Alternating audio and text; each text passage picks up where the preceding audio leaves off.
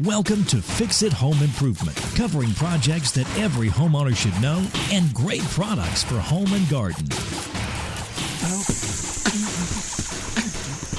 Hi, I'm JC, and this is where we share weekly home improvement tips. I'm here with my co-host, Cindy. Hello, JC. Hi, Cindy. This week we're going to be talking about National Preparedness Month, and we'd like to thank Justin Nolan for liking and sharing the podcast. The National Centers for Environmental Information found between 2012 to 2022, the U.S. has experienced on average 18 major climate disasters a year. Wow. In 2021, 95% of homeowner insurance claims were for losses from hail, wind, or water. Severe storms have been the most common disasters, followed by tropical cyclones, flooding, droughts, and wildfires. Researchers at CoreLogic, a real estate data firm, says roughly 35 million homes, or about a third of the country's housing, is at high risk of a natural disaster. Some of the states with the highest risks are California, Texas, Oklahoma, Kansas, Nebraska, and areas across the Gulf and Atlantic coasts. All right. What is National Preparedness Month? The U.S. Department of Homeland Security says National Preparedness Month is an observance each September to raise awareness about the importance of preparing for disasters and emergencies that could happen at any time. Seems like a good idea. When did it start? It started in 2004 by the Federal Emergency Management Agency, Which is FEMA. Right, and the Department of Homeland Security as a way to share information and help people prepare and respond to emergencies. Cool. Is National Preparedness Month like Fire Prevention Week, that the theme changes every year? Yes. In 2022, the theme for National Preparedness Month was A Lasting Legacy. The life you've built is worth protecting. In 2021, the theme was Prepare to Protect. Preparing for disasters is protecting everyone you love. What's the theme this year? The focus for 2023 is helping older adults prepare for extreme weather events and emergencies. The theme is Take Control in 1, 2, 3. 1 is everyone, especially older adults, need to assess their needs for an emergency. Number 2 is make a plan. And number 3 is to have a support network for an emergency. Cool. How can you keep your valuables and important documents safe? You should protect your important documents like birth certificates, deeds, and titles in a fireproof and waterproof safe, lockbox, or document case. They're called fireproof and waterproof, but aren't they really just fire and water resistant? Right. Yeah, they're going to be rated for the temperature and the time that they're going to withstand a fire and how much water and how long it's going to resist water. Right. So you want to compare the specifications when you're shopping. For example, one safe I looked at was rated to endure 1,700 degrees Fahrenheit for an hour and up to 8 inches of water for 24 hours. And you can check out our episode called Safes for more details. Great title. What are some top-rated fire and water-resistant safe companies? Sentry Safe, it's SENTRY, capital SAFE. Honeywell, Union Safe, that's UNION, and First Alert. When creating a plan for an emergency, what things should you consider? You should have a plan and an emergency kit if you have to shelter in your home. Have a plan and a kit if you need to evacuate your home.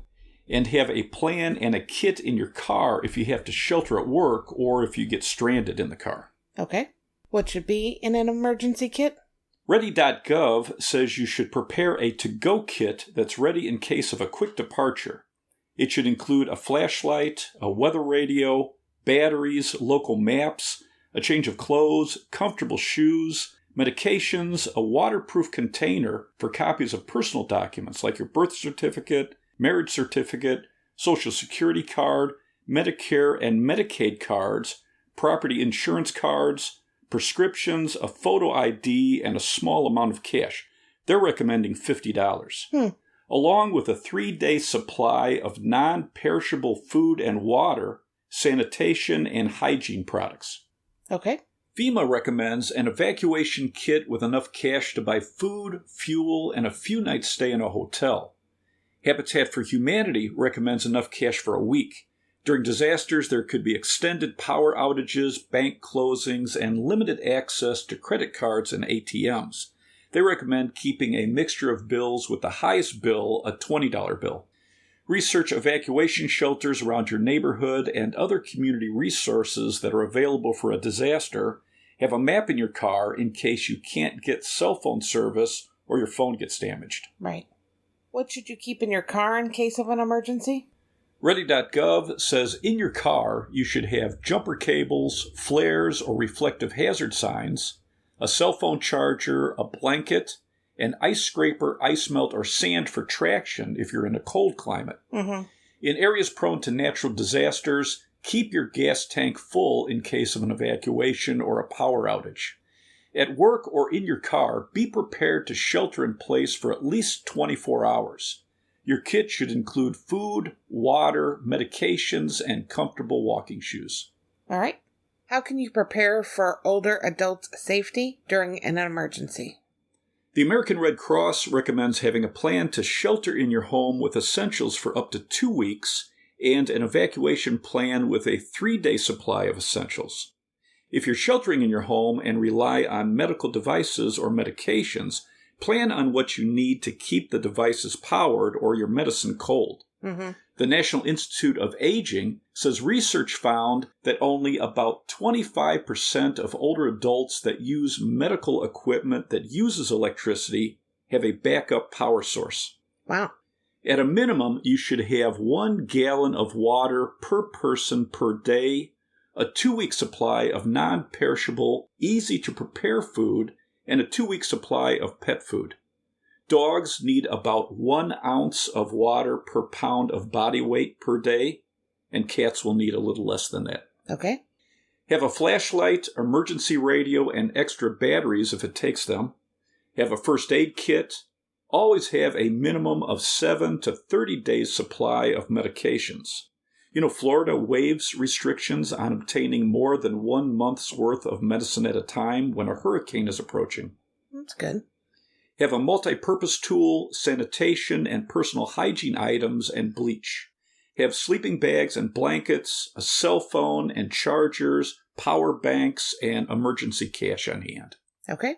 Keep copies of medications, proof of address, the deed or lease to your home, passports, birth certificates, insurance policies, family and emergency contact numbers in a waterproof bag or safe. The National Institute of Aging says to include dust masks, plastic, and duct tape to help reduce contaminated air. Have a whistle to signal for help. Have sturdy shoes, extra eyeglasses, hearing aids, and backup batteries. And check that fire extinguishers are up to date and everyone knows where they are. Okay. The CDC says more than half of older adults have some kind of functional limitation and could need help to evacuate during a disaster. So family members should help with a communication plan and identify a meeting place away from the home that's good for everyone. Okay.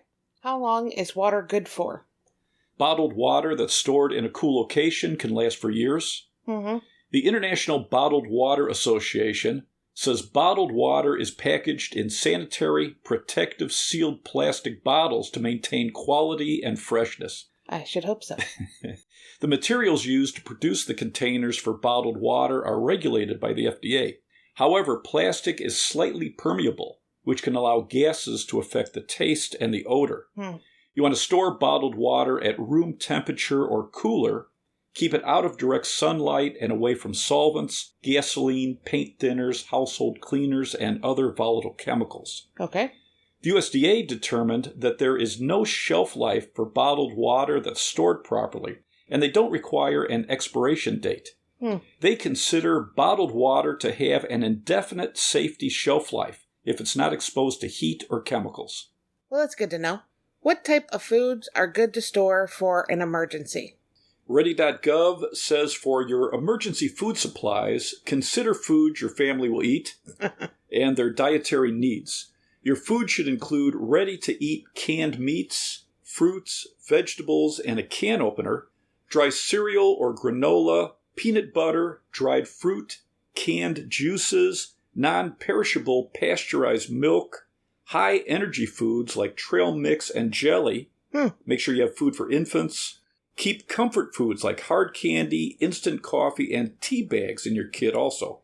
Have scissors, a knife, disposable plates, cups, and utensils in your kit.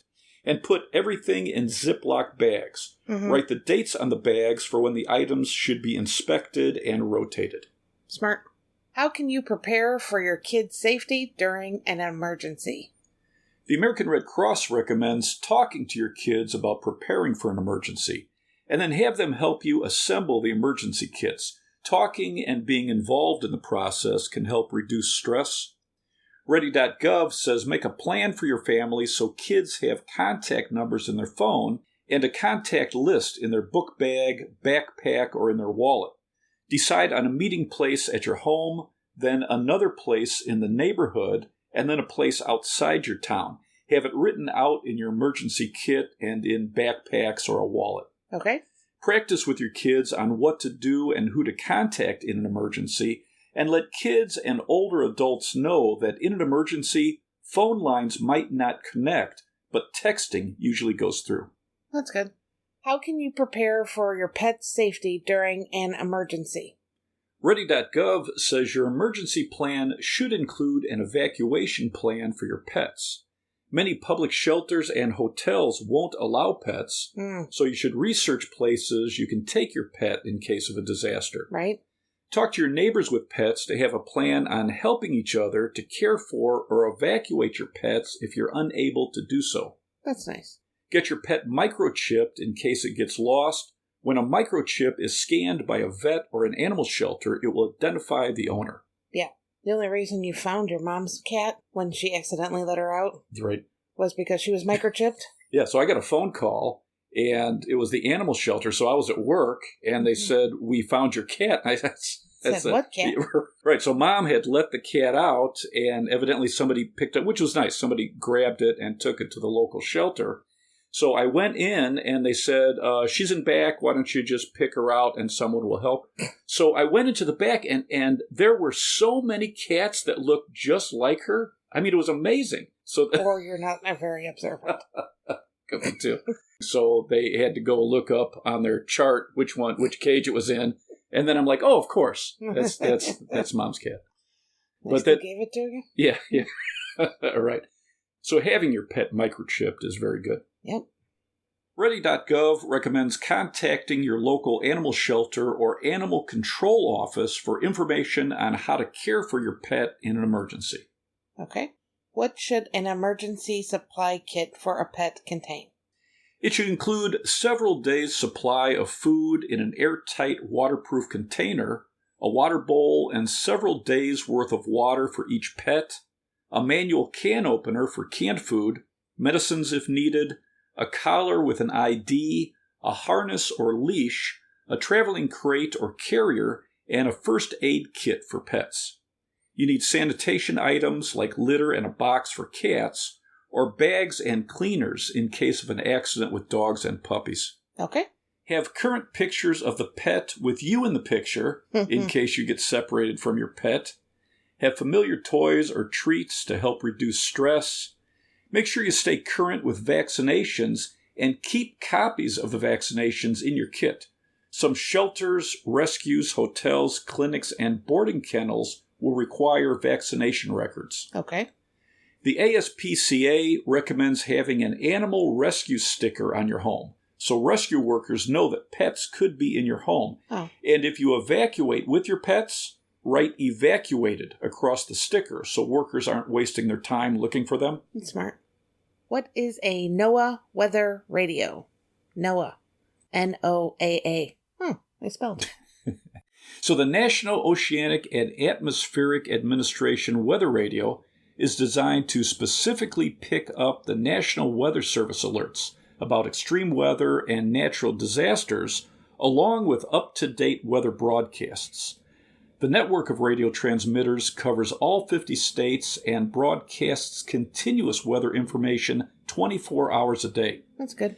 So the weather radios, if they're corded, they're going to have a hand crank, solar panels, batteries, or a rechargeable battery backup in case you lose power or you need to evacuate with the radio. Okay. So compare the features on portable weather radios, like does it have additionally AM and FM radio stations, a flashlight built in, USB ports for charging mobile phones, see if it's weather resistant, and how many hours of runtime does it have if it includes rechargeable batteries. Okay. What are some top-rated weather radio companies? Midland, it's Midland. Foss Power, FOS, capital POWER. Vondior, VONDIOR, and Raynick, RAYNIC. After a disaster, when should you contact your insurance company and what will they cover? Farmers Insurance says home insurance covers most types of severe weather, but it doesn't cover floods or earthquakes. You need separate policies for these hazards. Homeowners in coastal areas may need a separate policy for wind damage, and it's often called hurricane coverage. You should talk to your agent about what isn't covered in your existing policy. Okay. FEMA warns many policies don't cover sewer and drain backups, so check your insurance policy. You can check FEMA's website for their recommended region-specific insurance for your zip code.